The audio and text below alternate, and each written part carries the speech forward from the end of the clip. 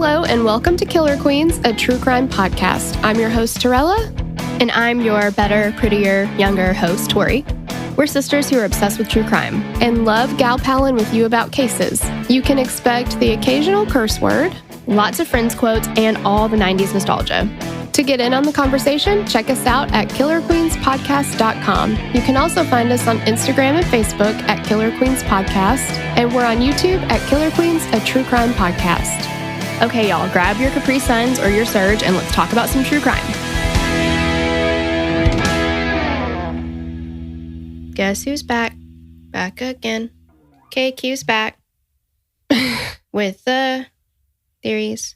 I lost it. I lost it. You did. I was going to say with a grin, and that was just as bad in a different way. But yeah, we're back. So welcome back. If you're a patron and you've just rolled right through them, you know. Hi. Hey.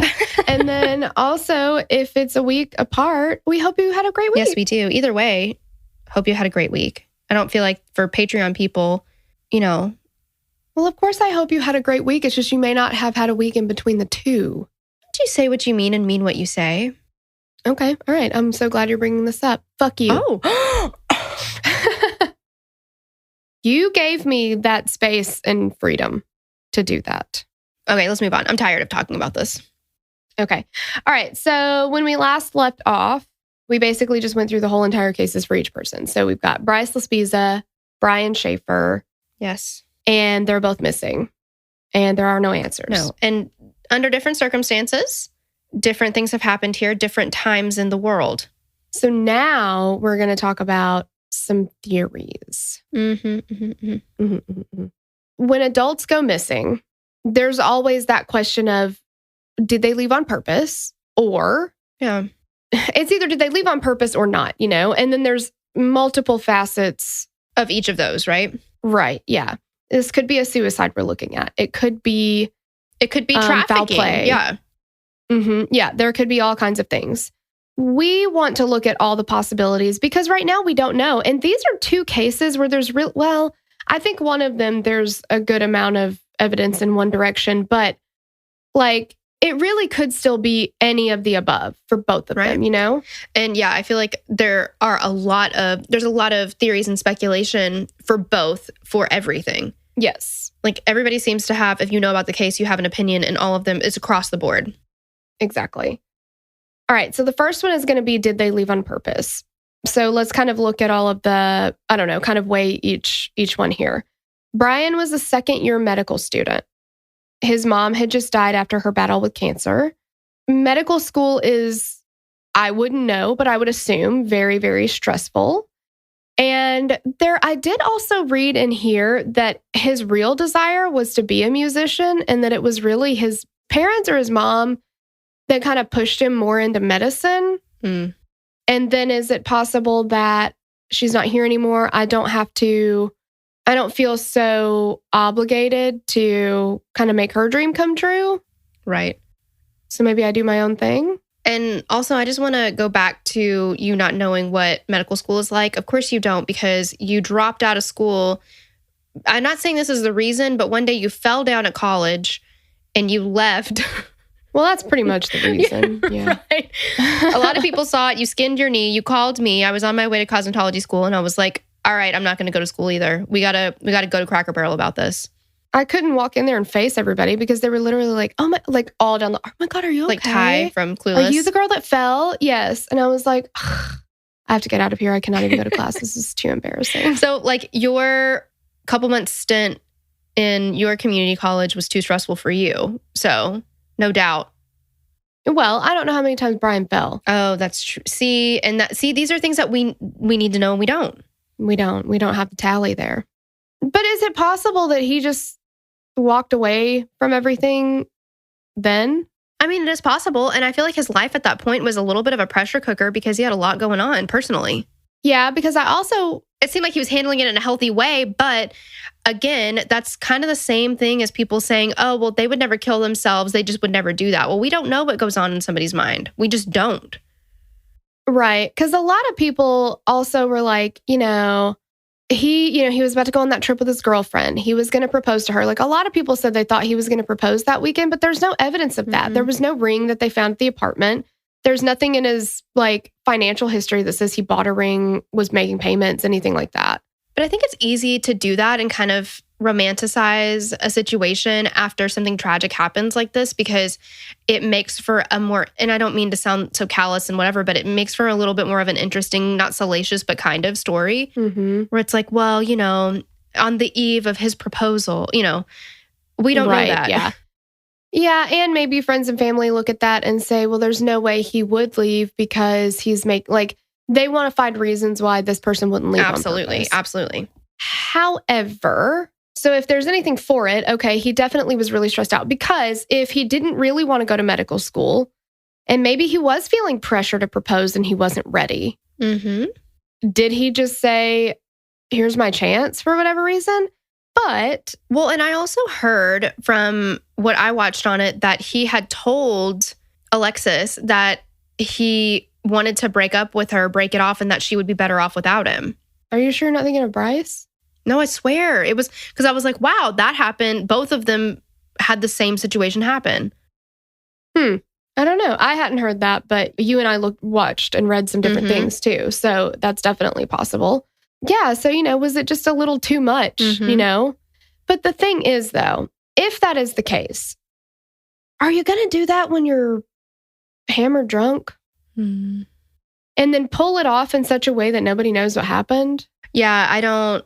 With Brian, I'm leaning more towards either foul play or an accident. I don't think that this was the moment that he seized to disappear himself. No, I don't either, because you think he would have at least taken his car or something or his guitar, like he would have gone back to his apartment for I don't know.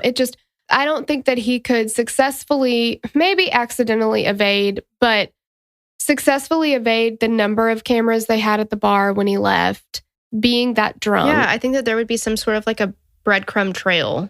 There'd be something. I mean, something. When you're that drunk, it's just really hard to, you can barely, there's a lot of times you can barely make it to the bathroom without peeing all over the place, right? So it's like, am I really going to be able to start an entire new life, walk away from this one and start an entire new life and nobody see me, nobody, So I don't feel like that one holds up with Brian. Yeah. Well, okay. And I want to go back. Maybe what I'm remembering from what Brian said to Alexis was that he was holding her back or something. Well, and also, you're that far into med school. That's a lot to throw away. I mean, not to say that somebody wouldn't do it, because if they're not happy, they're not happy. Tarla, I feel like you're forgetting a little movie I like to call Center Stage, and Maureen was basically the prima ballerina and was literally about to graduate from the ABC or ABA, and she completely dropped out because just because she's good at something doesn't mean her heart's in it. Well, that's true. Her mom didn't have the legs and she didn't have the heart. Get out of here. Yeah, I guess that's true. Maybe he had the legs, but he didn't have the heart. I don't know. It just seems like that's really far to go. Like, it's almost like you might be like, okay, well, I'll become a doctor and then I'll part-time start something else, or I don't know. It just seems like a lot once you're that far in. I agree with you completely. Yeah, because it's just a lot of work to put into something. But yeah, I just don't. I think with the fact that he disappeared while drinking so much, that's kind of like, good luck to you, but I don't think that's going to work out. Somebody's going to see you. Somebody's going to figure it out. You're going to pass out. You're, how are you even going to get that far? Right. I don't know. Okay, what about Bryce leaving on his own, though? Okay. So Bryce broke up with his girlfriend. He gave away his prized possessions. Then he had been behaving strangely leading up to his disappearance and said that he had something he wanted to talk about with his mom that was really important, but he never shared what.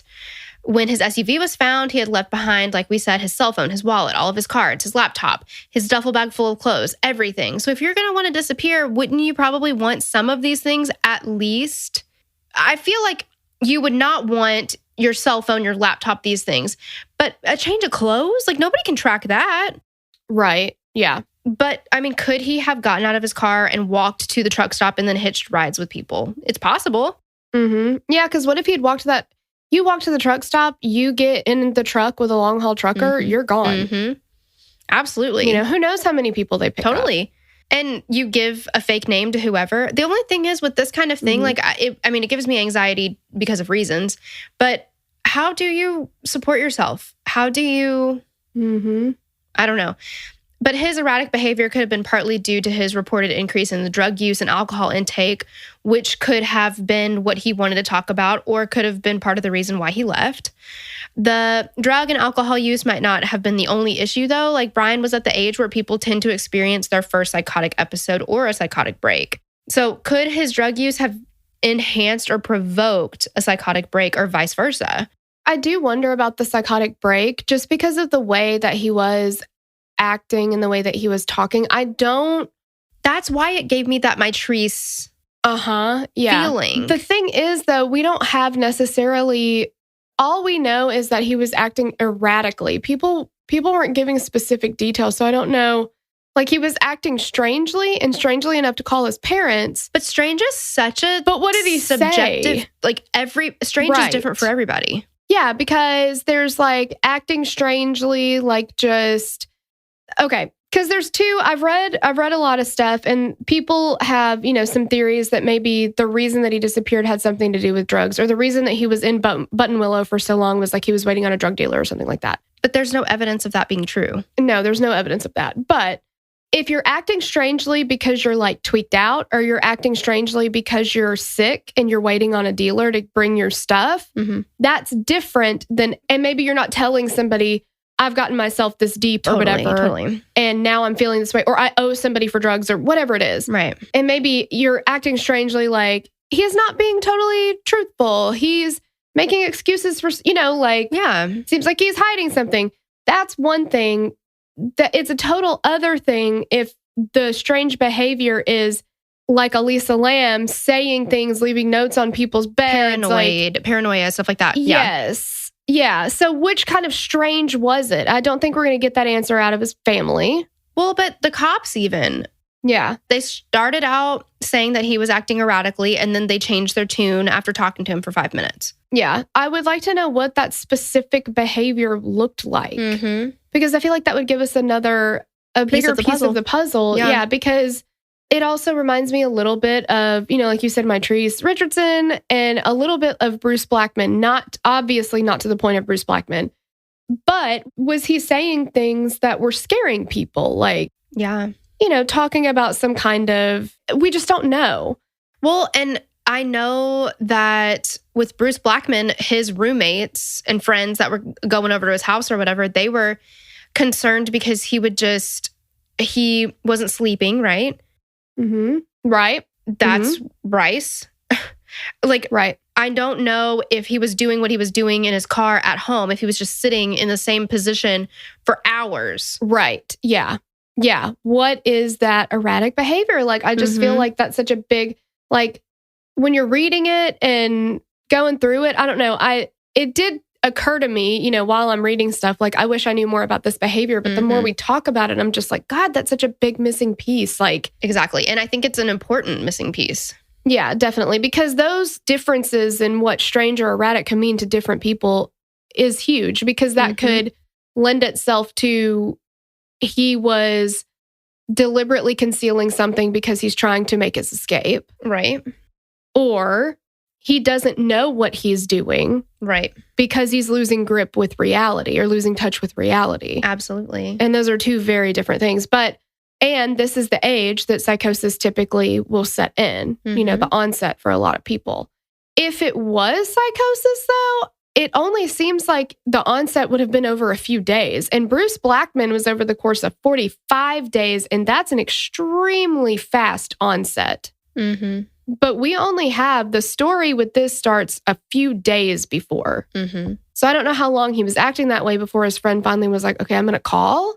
But he'd only been dropped off at school 2 weeks before that. So he'd been at home for the full summer before. And are the parents, were they aware of it, or are they talking about it? Right. Because that brings me, which is what we kind of discussed earlier, Phoenix, Colden. Mm-hmm. The story that you get from her parents, and I know that they love her, the parents is a completely different story than you get from everybody else that was outside looking in. Yes. Exactly. And yeah, so it's not to say that their parents don't love them. It's not to say they may not even realize what they're doing. Right. But they think of it as care and protection when in reality it's, gosh, the only word I can think of is controlling, but I don't know. Mm-hmm. And it's toxic. It's unsafe. It's emotionally unsafe. It's a lot of things, you know. And with him being an only child, I could see that, you know. Phoenix too. I mean, there are a lot of parallels. Yeah, a lot of parallels. Yeah. So that being said, I found this on a Reddit thread, and several people have shared it on multiple threads on the case. So if you look up this case and you go down the Reddit rabbit hole, a lot of people have linked back to this particular comment. So this person says, something of an insider here. I can say with certainty that there were issues between Bryce and his family. While Bryce's mother, Karen, and this is their words, not mine, is an unrepentant psycho, I'm told that Bryce had a tight, borderline codependent relationship with her in the years leading up to his disappearance, but not much is known about their relationship in the final year or so. His relationship with his father, Mike, was at times very tumultuous, as Mike would lose his temper, yell, and scream at Bryce over things as trivial as not understanding how to complete his math homework. I also read in a few places that Bryce may have had not necessarily a learning disability, but just had trouble keeping up with some stuff. Like he had to work harder at it, you know? Yeah. And that may have been an area of tension with his family. Mm-hmm. I don't know if the relationship was ever physically violent, but there was most definitely a lot of verbal, emotional abuse going on in that household, and not just with Bryce. The latter part of Bryce's teen years were marred by a few incidents, such as getting busted with MDMA, as well as a lot of underage drinking issues that have gone largely unreported, all of which served to soil his familial ties. As I understand, Bryce was well on his way to becoming a teenage alcoholic. He was apparently known for taking booze to high school and spending some school days maintaining a desired level of intoxication. I can think of at least like 5 other dudes I went to school with that did the same thing. Yes, we literally discussed this a little bit earlier, and it was not uncommon for somebody to bring in a water bottle that appeared to be full of water, but it was actually full of vodka. And I know that there was a while where some people, I don't know who personally, were taking vodka-soaked tampons and inserting them into their rectums because that bypasses your liver and it absorbs into your bloodstream. So it's not right, but it's okay. You know what I mean? Like it happens. It is what it is. And also, if he was maintaining a desired level of intoxication, that's a coping mechanism. What was going on in his personal life that he felt like he needed to numb? Yes, numb is the word. Yeah, that's what I was wondering. If that really was happening, if he's drinking to the point that his college-age friends are concerned about it, then if he's partaking in underage drinking. Hello, old Fred. That's from Clone High, by the way. Yeah. There's something going on there, you know? There's something, he's self-medicating for some reason. Yeah, there's a reason why the only way that you can survive the day is by getting drunk. Mm-hmm. There's a reason for that. Right. It's very safe to assume that his behavior continued to spiral out, evidenced by his taste for Adderall and other scripts. That's another thing. I've definitely heard about the Adderall usage. I don't know about other stuff that he was doing. Well, Xanax is a big one. He was using Xanax? No. I'm saying that sometimes Xanax and drinking goes hand in hand. Oh, yes, definitely. Yeah. I just didn't read anywhere where anybody was like, okay, he was definitely doing this or get any statements from police. I just knew about the Vyvanse. I don't mean to put that out there as fact. I'm just saying, like, if we're talking alcohol and prescriptions, I've heard of those going together, not necessarily specifically for this case. I'm just saying. Okay, gotcha. Let's see. His behavior continued to spiral out, and he suffered a psychotic break from it, evidenced by his friends calling his mother with their concerns. It must have been some pretty disturbing behavior in order for kids who all use drugs recreationally to contact their friends' parents with concerns about his mental state. When Bryce left home to attend community college, he did not do so by his own motivation. Karen and Mike shopped around for what school he would attend, gave him no decision in the matter, and shipped him out when the school year began.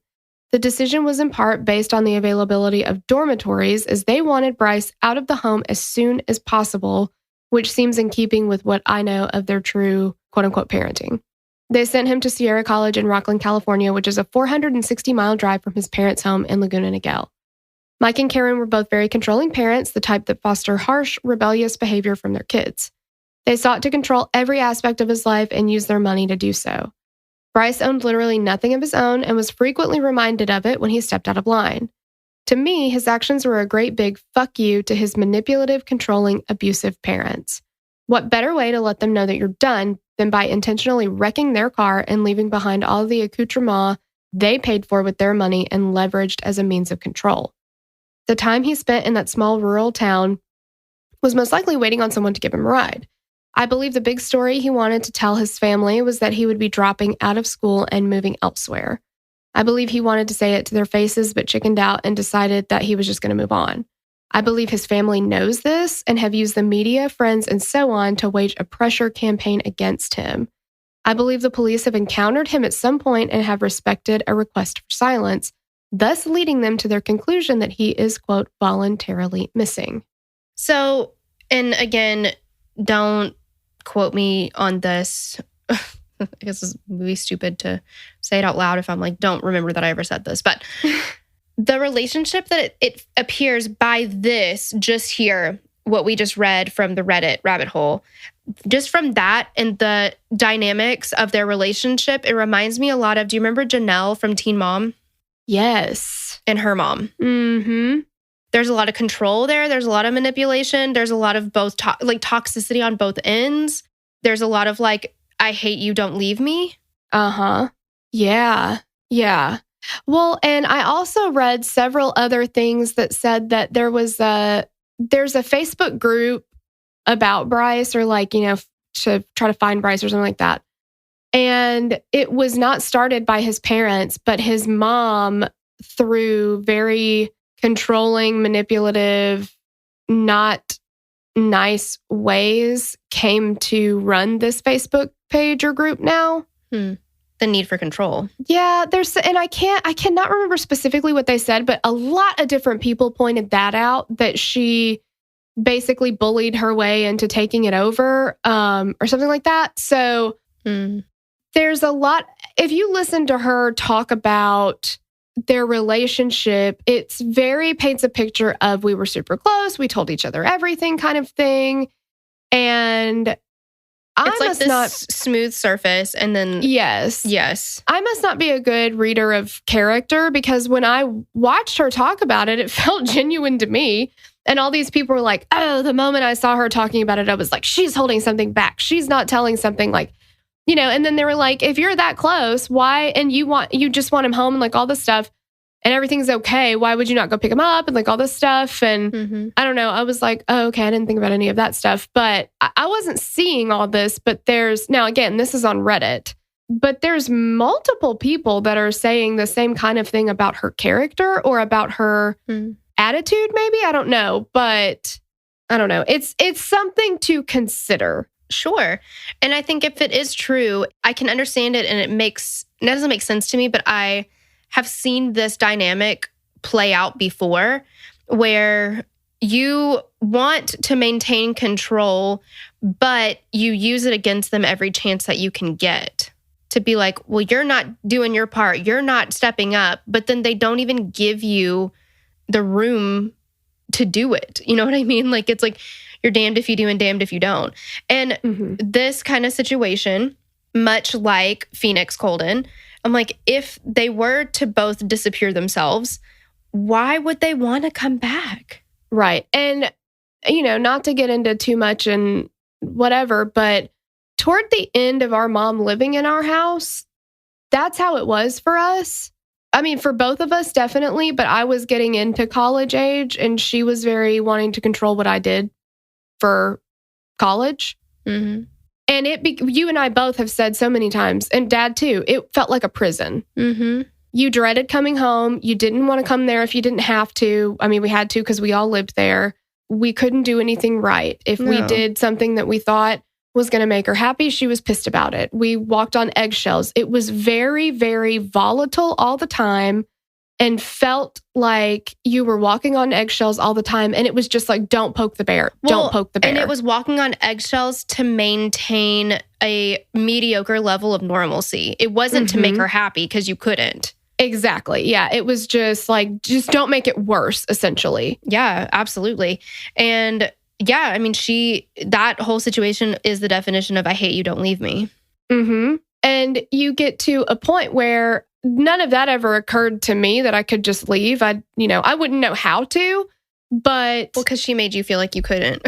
Yeah. But when you go through something like that for that long, and if what people are saying about Bryce's relationship with his parents is true, then maybe he goes away to college, he's meeting new people, maybe he runs into somebody that says, hey, if you need a way out, start a new life. Yeah, got an idea for you.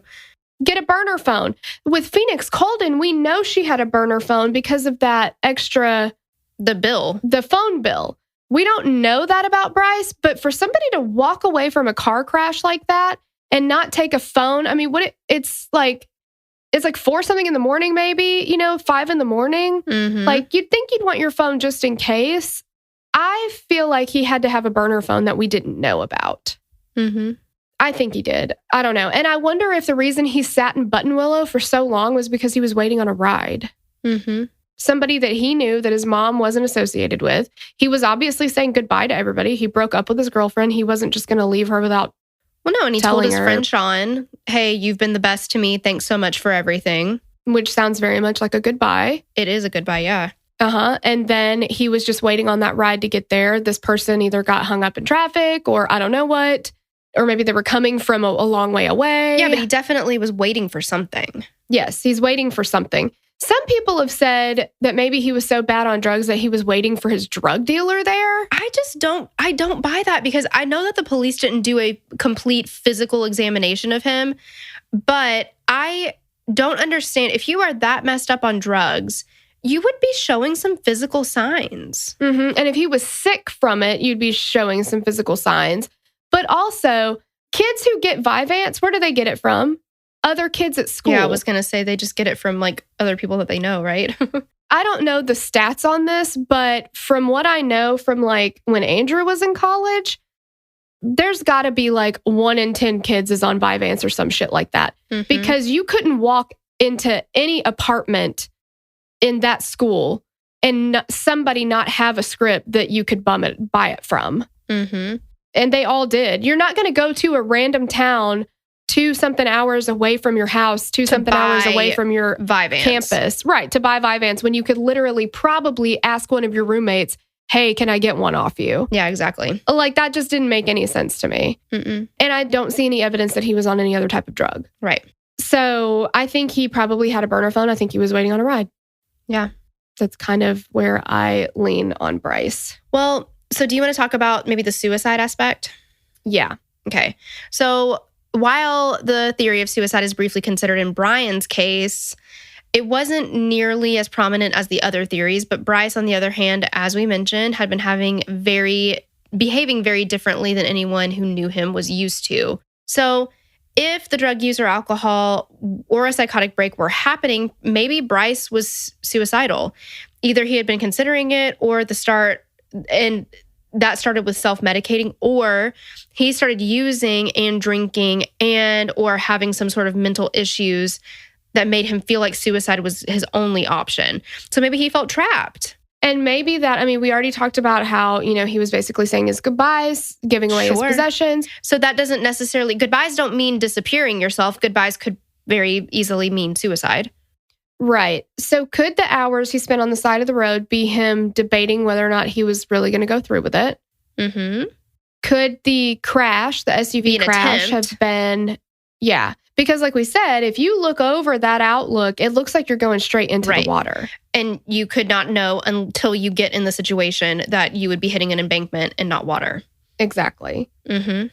But he wasn't anywhere near the car. And like, I don't know.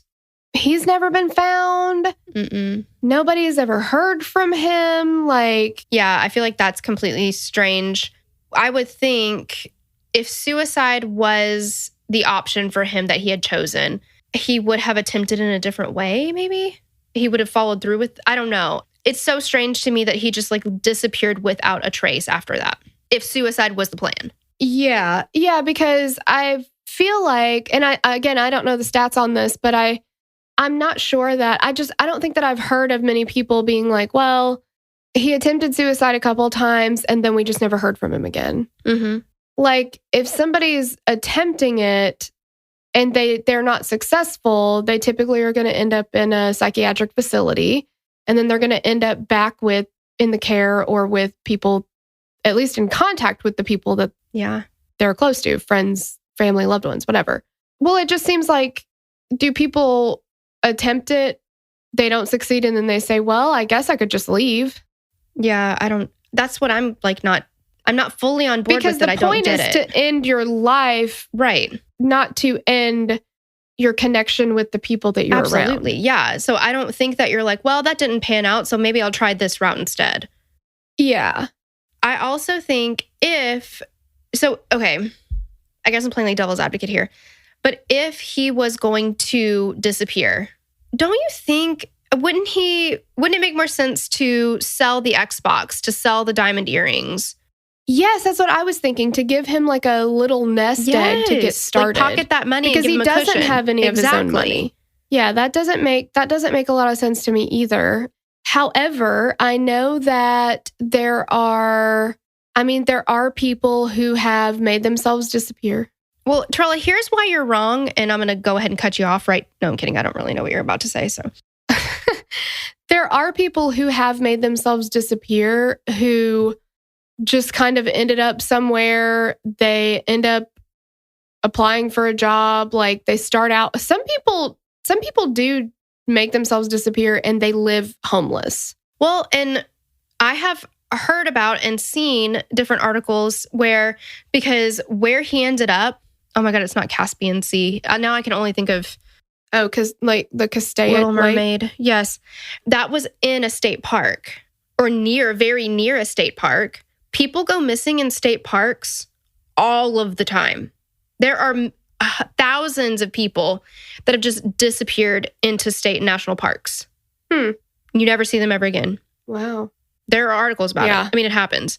I feel like for you or I, who we don't do outside, have nightmares about breaking a rule. Oh, sure. You know, like, oh my God, I'm going to get in trouble for this.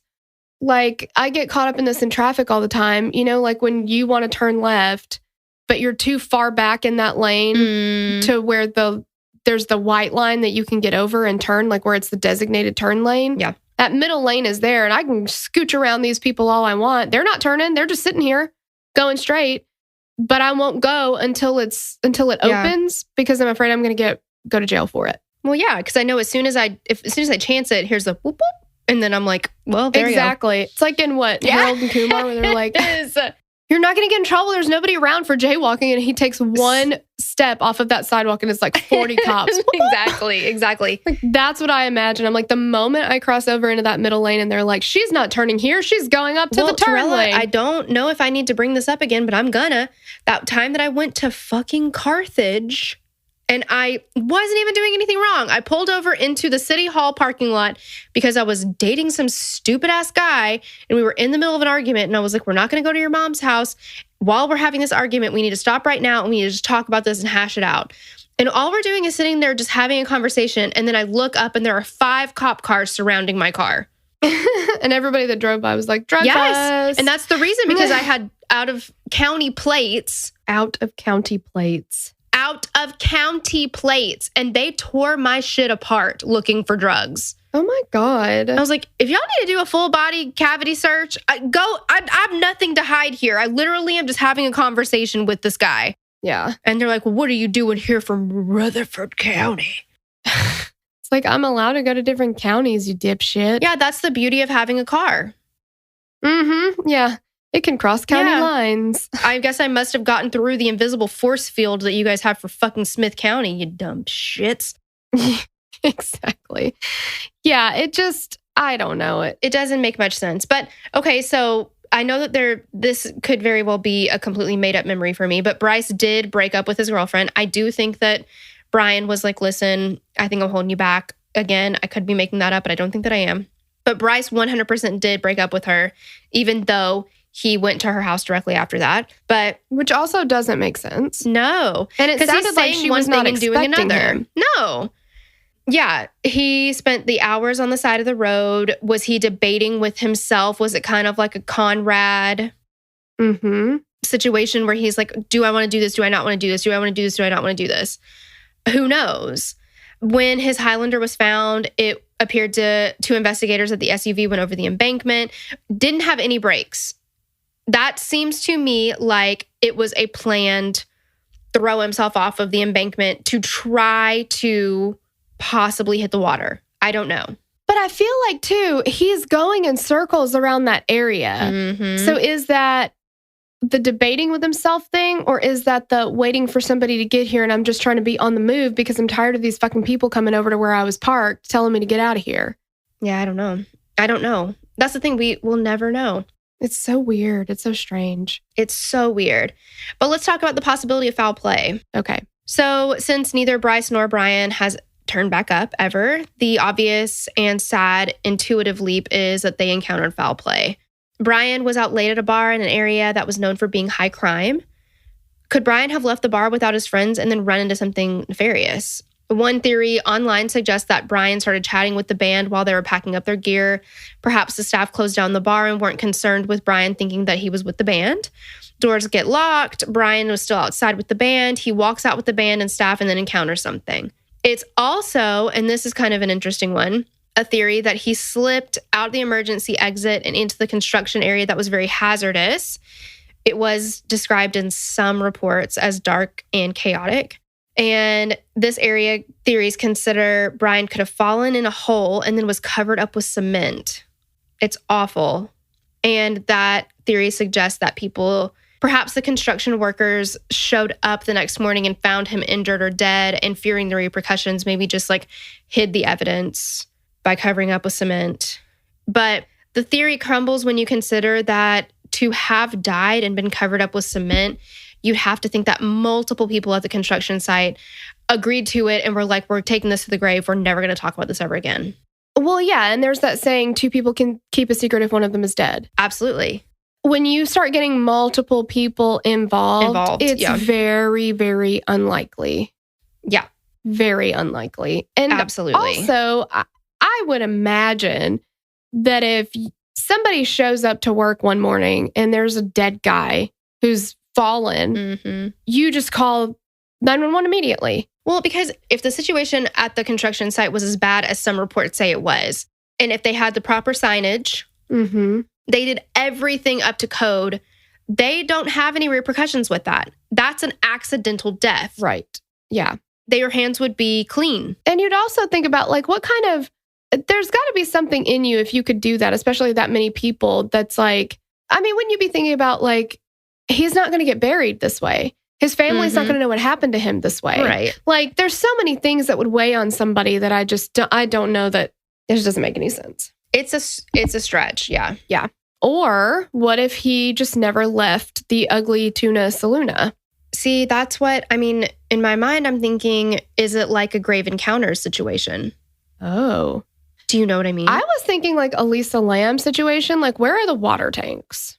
Oh, that's a better one. But I mean, eventually somebody would have figured that out because that's how she was figured out too. But this has been years and years and years later. Yeah. And it's closed now. So everything's been, I don't know if it's been torn down or what, but I don't know. I was just thinking like, what if there was something that he went upstairs rather than downstairs because he incapacitated and didn't know what he was doing and where he was. Right. Yeah. I don't know, because the thing about did he leave with the band? I mean, that exit also had a surveillance camera. And the band didn't remember anything No. about him. No, they didn't remember anything about him. They did say, though, that there were some girls with them who had gotten into a quote-unquote confrontation with a guy at closing time. And the guy kind of matched Brian's description, a tall, skinny guy who was getting a little either handsy or a little too flirty. And they were like, what are you doing? Get away from me. That was the extent of the confrontation. But where does that theory and situation go? Is that it? That theory would then maybe put him, having left that back entrance, walking out by himself, obviously not meeting back up with Meredith and Clint, and then possibly running into foul play. But not having to do with the band or the girls.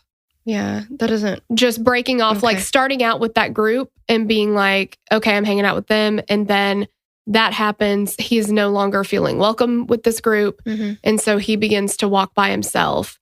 There are apparently also people who, there are predators for his demographic. What does that mean? Which scares the shit out of me. People who want to either attack or sexually assault or whatever it is, college-age men. What, cisgender men? Mm-hmm.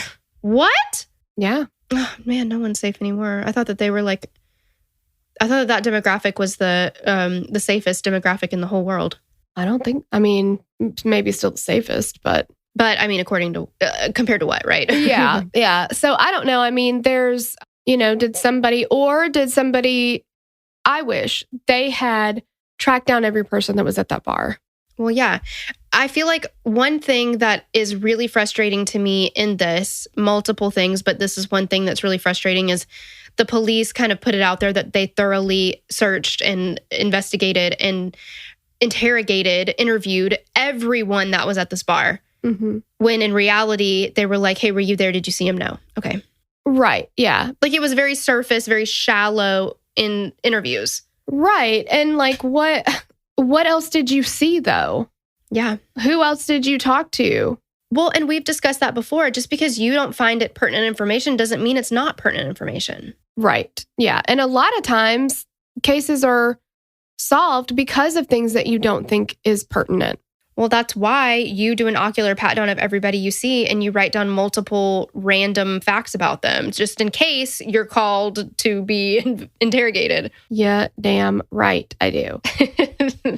What was I going to say? Oh, so what I'm wondering is, and I mean, this could be like really far-fetched, but okay. Well, but we're talking about theories. I mean, anything goes, right? Okay, so this is a bar that a lot of Ohio State people go to. Alexis' Are they called girlfriend. Ohioans? I don't know. Alexis is also a medical student there. She was not in town. What if there's some guy who was into Alexis or a friend of Alexis or whatever? She's not there. He's there. He sees Brian flirting with other girls. This pisses him off. He confronts him afterwards. They get into a fight. Something happens and he hides his body. Like, do we have anybody else at the bar that was connected to Alexis, that was connected to Brian in a different way? Do we know that? Like, yeah, like it could be something as small as that. Or fuck, I've heard cases of like, there was this one guy who murdered another guy like 8 years after the fact when the one guy did something he wasn't supposed to and got kicked out of a fraternity that he was in. And the guy who told on him is the guy that he killed like 8 years later out of nowhere. I mean, people have killed for less. So, well, and when that kind of stuff, I always think, I mean, because it's, yeah, I was going to say like people have killed for less. Like that doesn't, you have to think about every aspect that could have happened or that could be possible, because sometimes the reality is way outside of your train of thought that you could even think could be possible. Yeah. But then I think about, because of reasons, I hope this makes sense, Richard Kuklinski, for some reason, he is entirely very interesting to me. Like, I cannot wrap my mind around the things that he did and why. But he would kill people just because they bumped into him and they said they were sorry. If they gave him a dirty look, that's all it took. He was like, I was out looking for somebody to kill. So all it took was one little slip up, and that was it for me. People are loose cannon sometimes, and you never know what's going to set them off. Yeah, exactly. I mean, think about, it reminds me of the Aaron Hernandez case. The two people that he shot outside the bar were because one guy ran into him or something? Like, it was something really stupid. Yes. See, that's the thing. It's like trivial little things that, I mean, I used to work with a girl who it was her stepson or her step cousin or something. Her husband's nephew was in the car with somebody. They were driving. It was like a road rage type of situation. They accidentally pulled out in front of somebody. It was a total accident. They let him pass. They go to a gas station. That car followed them, got out and shot him. What? Shot the driver dead. The nephew survived. Oh my gosh. And that was in Woodbury, like years ago. Holy shit. Yep. There's just so many things. Like I've seen so many just like really bad bar fights start because like a guy like bumped into another guy's toe and they're just testosterone and drunk and like. Oh yeah, I was going to say drinking involved and they fucking coming at me, dude. Coming at me. Yeah. They get all puffed up. They start chirping and then, shit goes down. Yeah. Yeah. So could it have been something like that? I saw you hitting on those girls at the bar. I wanted to hit on them. I saw you hitting on those girls at the bar and I know your girlfriend. I'm going to tell her. And then an altercation happens and then Brian falls and hits his head and he's like, oh, fuck. There's so many things that could be and we need to speak to every single person at that bar. Yeah. I mean, that's where it all starts. And if you've got everybody on video, then surely you can identify a good bit of them, at the very least with their bar tabs. Yeah, I was going to say. I don't know. It is crazy. But I do feel like, we spoke a lot about Brian and foul play. Let's talk about Bryce and foul play.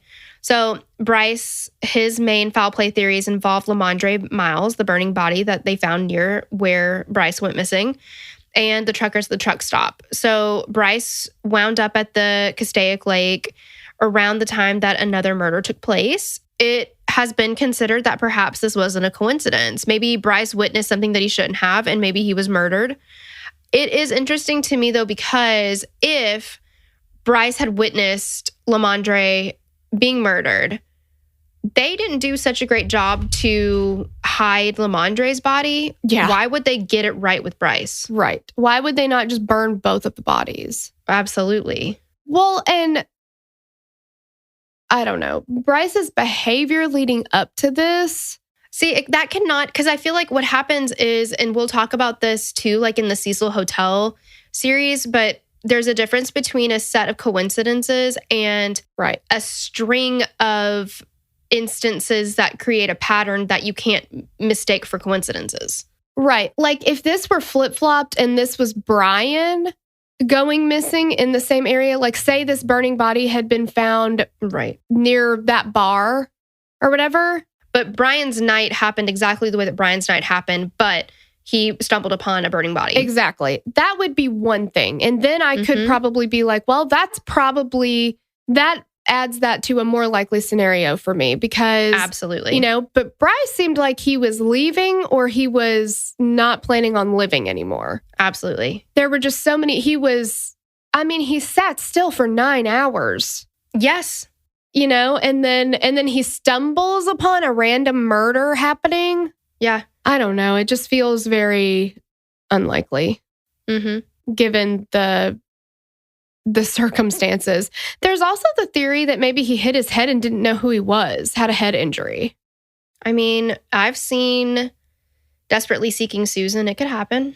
I haven't seen that. What is? I knew you hadn't. As soon as I said it, I knew. It's got Madonna and Roxanne Arquette in it.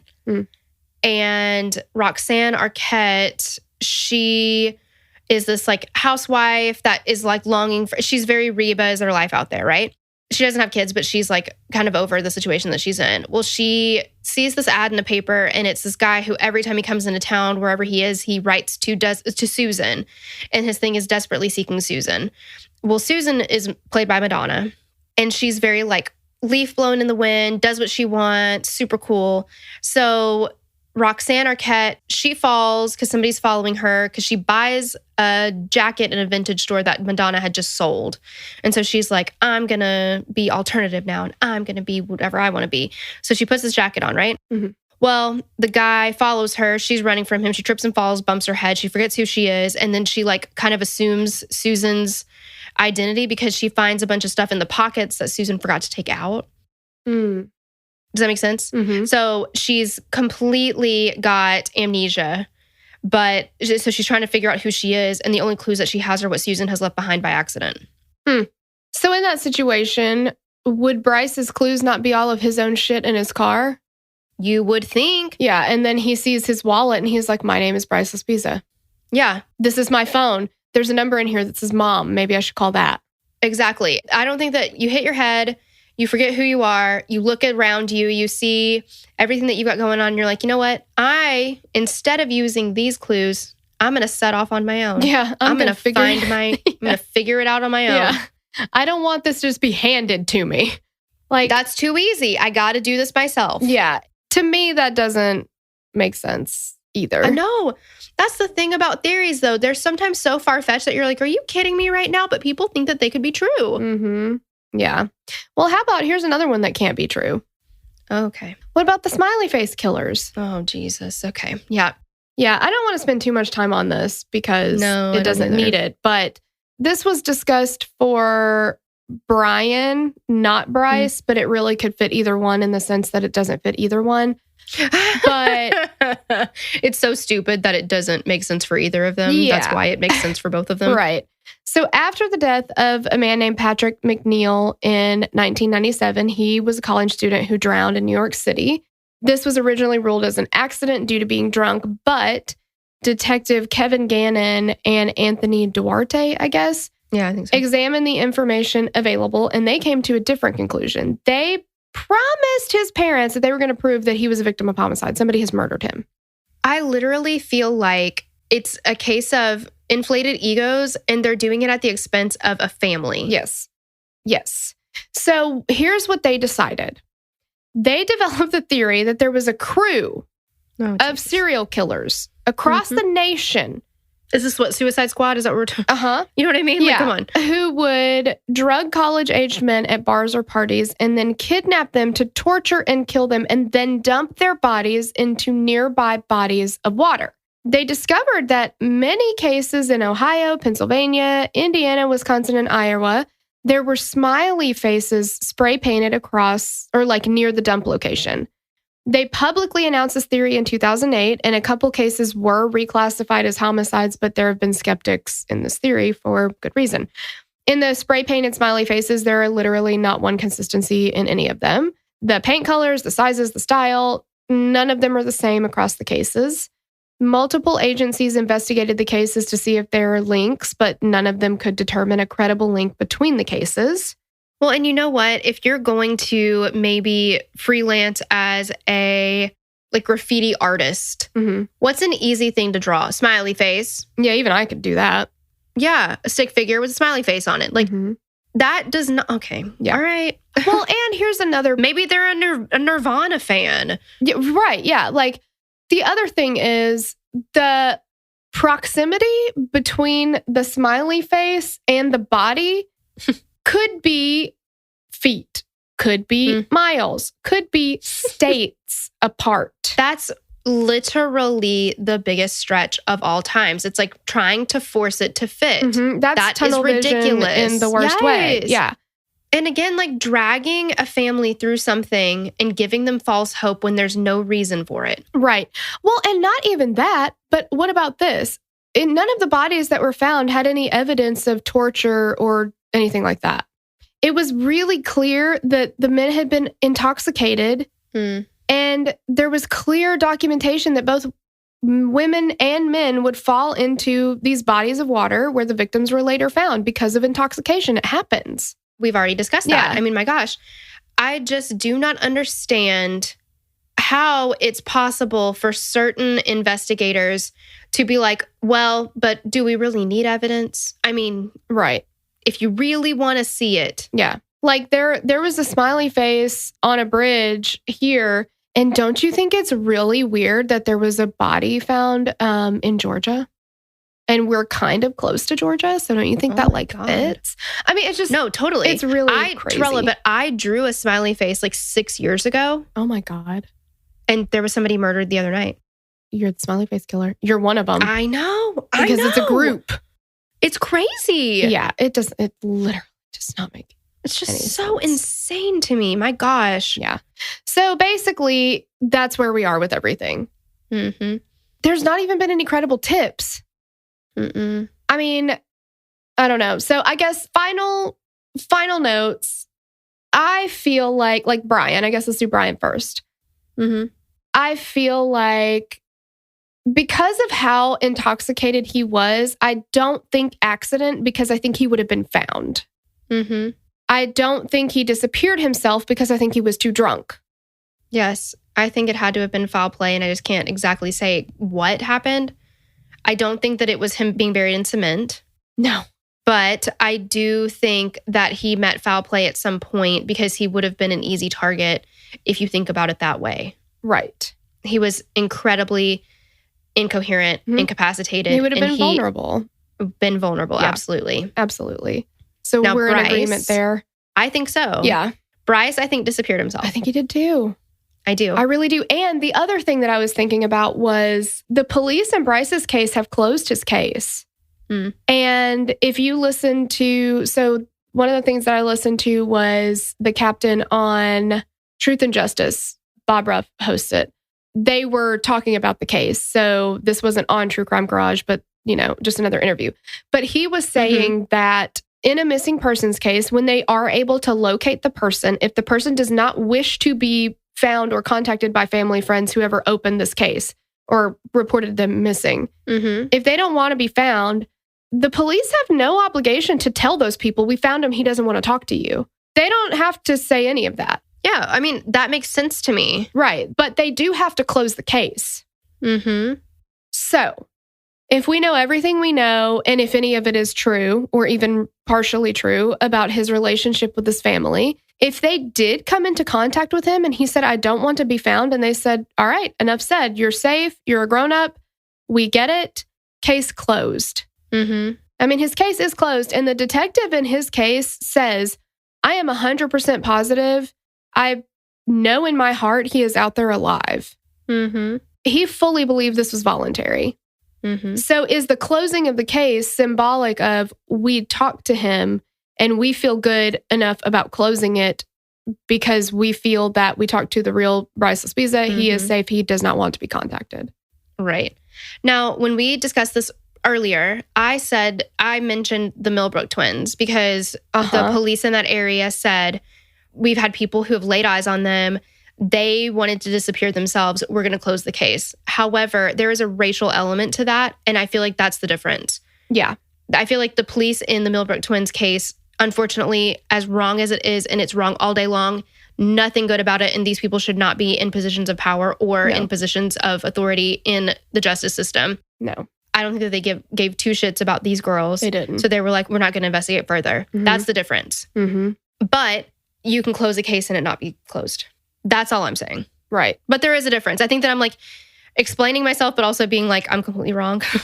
Well, okay, but here is a question that now I'm just thinking about. If the police did talk to him and they know that the last thing that he did was crash the fuck out of that car, do the police have an obligation to you left the scene of an accident? Yeah. Could they try him for that or get him for that? Or by the time they did contact him, has it the statute of limitations pat? Like, I don't know. I do wonder about that now, just thinking about that, because it's not like he just walked away. I mean, he crashed that car and he walked away from that.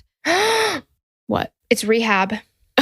Bartender really did. Remember, it crashed that piece of shit and then stepped away? You sure did. Trella? I think we busted this wide open. I know. Sure it's rehab. It's rehab. But yeah, I mean, you're absolutely right. That's another element to think about if they closed it because they found him. And, I mean, he did break the law by leaving the scene of an accident. Yeah. So I don't know. If they would Who can know? Yeah. We got to talk about it all, right? So that's what we're doing. So maybe then they haven't talked to him. Like, I don't know. It's just, I just wonder. All right. So wrapping up, we're going to give the information, who to call and all the things. So sure. Brian Randall Shaffer was 27 years old when he disappeared on April 1st, 2006. And he would now be 42 in 2021, which is when we're recording this. I will be honest, that hurts my feelings. Hurts my feelings a little bit, yeah. He was 6'2" and weighed about 165 pounds when he vanished. He had light brown hair and occasionally wore glasses. He has a Pearl Jam Stickman tattoo on his right bicep. And I didn't know what that was, so there's pictures of it on the internet. And a black spot in his left iris. If you have any information about Brian's disappearance, you can call area code 614-461-TIPS or 877-645-8477. And Bryce Laspisa was 19 years old when he disappeared August 31st, 2013, and would be 27 years old in April 2021. He was 5'11" and about 170 pounds, when he disappeared.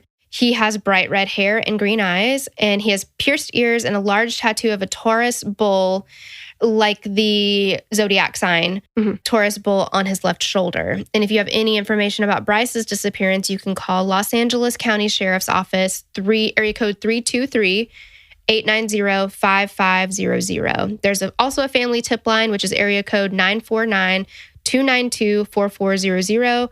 And Crime Stoppers, which is 800-222-TIPS.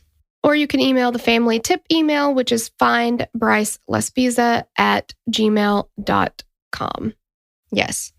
Well, that wraps it up, man. And we would love to hear you guys' y'all's theories on it. I mean, what do you think happened? Mm-hmm.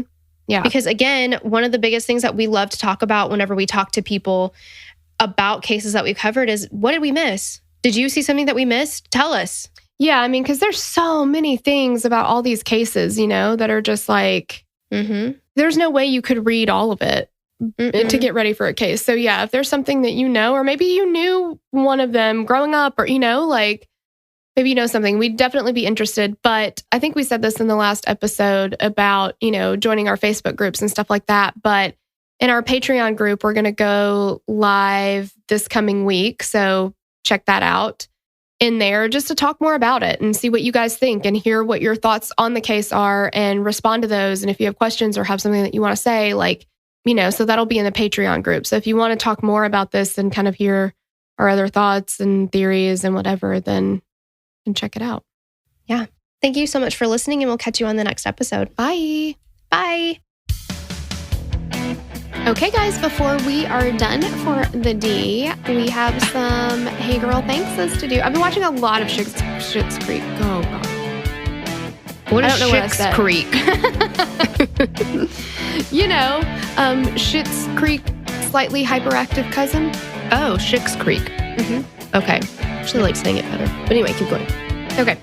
So, Hey Girl, thanks to some of our newer patrons. Thanks to Ariel Madison, Dana Leal Cisneros, Rachel Wadsworth, Melanie Faust, Morgan Poignant, I think, Jessica Sousa, Victoria Beerson, Taylor Early, Raquel De Jesus, Harriet Holsby, Nicole Jackson, Ashley Wage, Shannon Watermelon, and I wanted to say watermelon so bad. Well, yeah, watermelon. And she's probably like, dear God, shut up. DW, are you any relation to Arthur? Joy Calbreth, Carrie DeCarteret, Lexi, Blair Martin, Brianna, Mary Kate Miles, Johan Jefferson, Amy Kosareff, Alyssa Leber. I'm going with a French theme vibe today. I don't know. Yes, that's okay. Jacqueline Hayner, Sarah, Hannah Jones, Tracy Mazurek, Sarah Stevenson, Julissa Franco, Denon Bloom, Julia Pope, Sarah Granby, Lind Evans, Genevieve Twing. I was like, I bet she says twig. And you did. It came out of nowhere. Courtney Jones, Crystal Wagner, Danielle Perez, damn it, Sarah C., Jenna Mamone, Brooke Visser, Rebecca Mitchell, Lena, Alicia Broussard, Jen, Jackie Lee Wright, Danielle Police, Heather Punt, Danielle Ward, Katie Whitaker, Lauren Otwell, Malia Swift, Marisol Acuna, Kayla Brower, Kristen Purvis, Grace Miller, Lauren Peacher, Britt Holland, Kate, Jessica Dye, Virginia, and Lucy Grimshaw. You guys, thank you. And we hope that your names were not mispronounced, injured, harmed in the recording of this shout out. Okay. Yes, exactly. So sorry. Yeah, we're very sorry for we know not what we do. But if you've been listening for a while, I think you're pretty used to it by now, which is you should be kind of sad. Yes. Yeah. Well, we love you guys. Thank you. Thank you so much. Bye. Bye. We'd love to hear your thoughts on this case. Connect with us on Instagram or Facebook to continue the conversation. Thanks for listening, and we will meet you back here next week. Bye. The theme song for the show is created and composed by Stephen Toby. You can find more of Stephen's work on SoundCloud. Our logo was created by Sloan Williams of Sophisticated Crayon. You can find more of her work on Etsy. Visit us at KillerQueensPodcast.com for merch and other info about the show.